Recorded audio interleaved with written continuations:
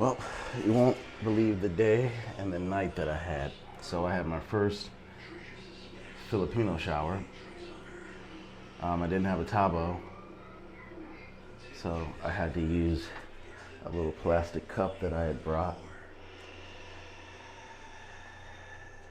And then I experienced my first electric hot water heater, but that's the water, if you can even see it coming out, barely. So I had to take a little bit of hot water from there and then turn on the spigot here, which was pretty warm, but still chilly for an American. So mix that and take my shower and shampoo. And this was definitely not the place that I had picked to stay in. I had issues with the Airbnb, and that'll be a video. So the place isn't that bad. Definitely not where I expected to be staying my first night. I had booked an Airbnb, but I wasn't allowed to have guests, and I really didn't intend on having guests, but I met this nice young lady who agreed to show me around my first couple days here. So I opted for her to stay, and unfortunately the Airbnb wouldn't allow her to stay there.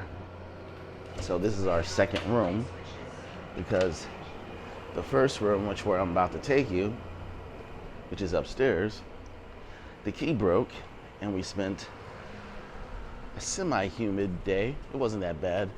You know, everyone says Philippines is hot. March is supposed to be the hottest time of the year. And it's actually not that bad. So we put all our stuff in the room, locked the door, went to eat, came back, and the key broke in the door. So we spent an hour and a half, almost 2 hours, while one of the housekeeping guys or whatever had to come here and break open the door so that we could get our stuff out and move downstairs to the place that we're staying at now.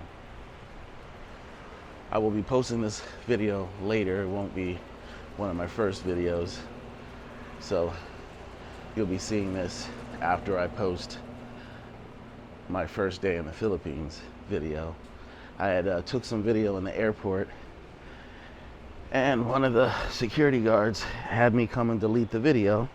And he wasn't very nice about it. There was nothing posted that said you can't film an immigration or the process of going through the many of checkpoints where you have to show each document over and over and over and over and over again.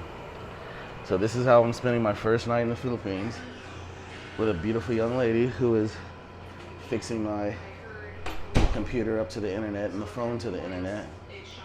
But this is definitely not the room that I expected to be staying in for, if you get this, 45 bucks.